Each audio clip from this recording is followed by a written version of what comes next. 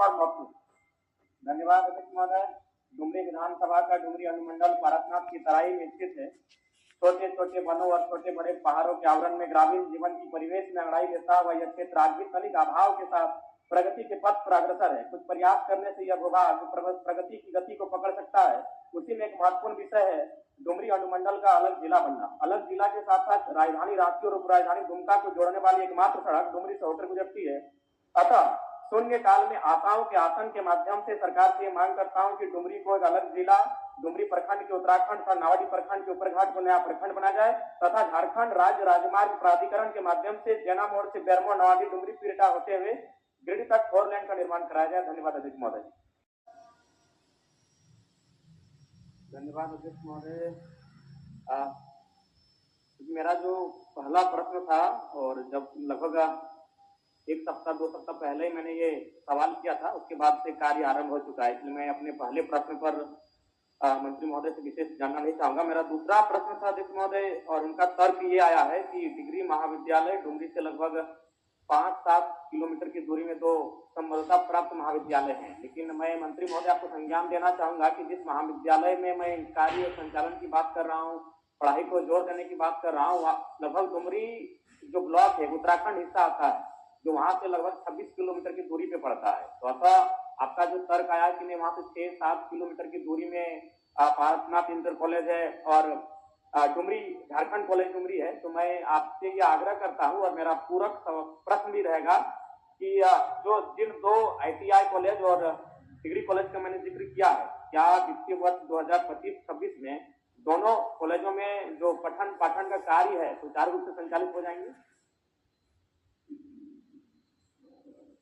माननीय आपके माध्यम से माननीय सदस्य को यह अवगत कराना चाहूंगा कि कलाभार भौगोलिक दृष्टिकोण से जो माननीय सदस्य ने कहा वो सत्य है।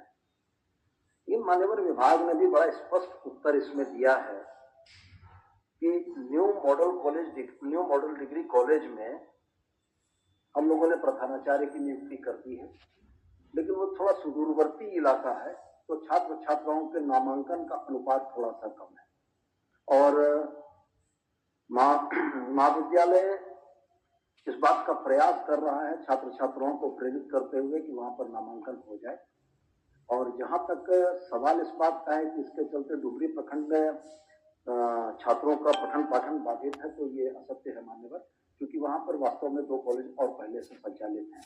और जो पूरक में पूछा गया है माननीय सदस्य के द्वारा प्रशिक्षण विद्यालय के लिए, तो उसमें बड़ा स्पष्ट उत्तर विभाग ने दिया है कि क्योंकि अधिकारियों की कमी थी तो नामांकन तो वहां जरूर हुआ, लेकिन उनका प्रशिक्षण और पठन पाठन बोकारो के कॉलेज में चल रहा है।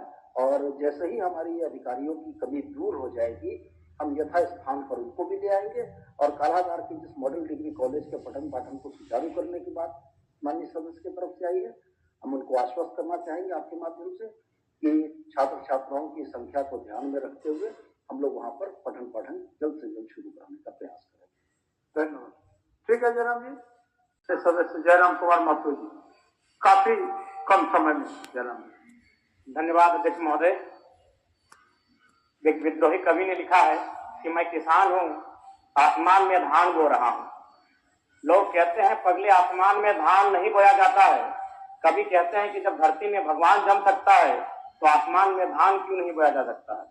लेकिन सच तो यह अध्यक्ष महोदय कि आज तक आसमान में धान नहीं बोया गया, लेकिन ईश्वर, अल्लाह, रब, गॉड आज लाखों लाख एकड़ भूमि में जमीन पर स्थापित हो चुके हैं। लोगों की मान्यता, लोगों की आस्थाओं के अनुसार जिस ईश्वर ने चांद, सूरज, धरती का निर्माण कराया है, आज वह मंदिर, मस्जिद, गिरजाघर, गुरुद्वारा के माध्यम से इस धरती पर स्थापित हो चुके हैं 2 गज जमीन में। मैं इन पंक्तियों के माध्यम से यह कहना चाहता हूँ अध्यक्ष महोदय कि ईश्वर के लिए, खुदा के लिए, रब के लिए, गॉड के लिए जमीन का इतना महत्व है, सिर्फ आम व्यक्ति के लिए जमीन का कितना महत्व हो सकता है अध्यक्ष महोदय, मैं आपको ये संज्ञान में देना चाहता हूँ।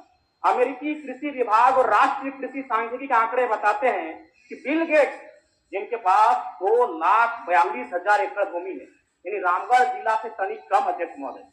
अध्यक्ष महोदय, आज अगर इस राज्य का भ्रमण किया जाए तो आप पाएंगे कि इस राज्य का प्रत्येक दूसरा घर आज जमीन संबंधित विवादों से परेशान है। इसलिए मैं आपके माध्यम से सरकार को सचेत करना चाहूंगा कि आप कम से कम अंचल का दुरुस्त करें, नहीं तो आज हर एक घर गृह युद्ध में तब्दील हो जाएगा। समस्या है ऑनलाइन रसीद की, समस्या है रोटेशन की, समस्या है पंजी 2 की। इसलिए अध्यक्ष महोदय, उसके बाद महोदय अगर आप धनबाद बोकारो सिटी में आता हूं, वहां क्या है कि जो माफियाओं का सिंडिकेट है वह सड़क के किनारे जमीन पर घास लगाकर निगरानी करते हैं। उन्हें जैसा ही मालूम चलता है कि ये जमीन का जो रैयत है वो अगर कमजोर है तो पौने पौने दाम में फर्जी कागजात बनाते हैं और जमीन पर अपना दावा मजबूत करते हैं। अध्यक्ष महोदय, इसलिए मैं आपसे चाहूंगा कि इस विषय को भी गंभीरता पूर्वक लेंगे।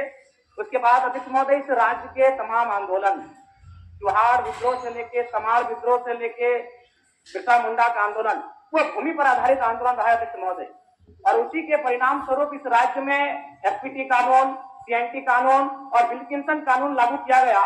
लेकिन आज जब आप सड़कों में देखेंगे कि आदिवासी समाज के लोग रांची में सरना झंडा गाड़कर अपनी जमीनों की रक्षा कर रहे हैं, सीएनटी जमीन होने के बाद भी अध्यक्ष महोदय, इसलिए मैं आपके माध्यम से सरकार से चाहूंगा कि सीएनटी संबंधित जो जमीन है उन पर वापसी का प्रावधान किया जाए। अध्यक्ष महोदय 30 सेकंड चाहेंगे अध्यक्ष महोदय, और साथ ही साथ क्योंकि जब जमीन की बात आती है तो विस्थापन की बात आती है।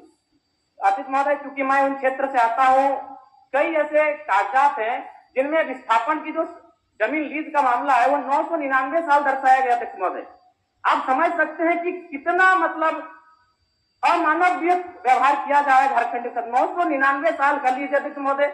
एक घटना है बेरमो गोविंदपुर की, जमीन के बदले नियोजन की बात थी और नियोजन दिया गया उनको 55 साल की आयु में, 5 साल में नौकरी खत्म हो गया अध्यक्ष महोदय।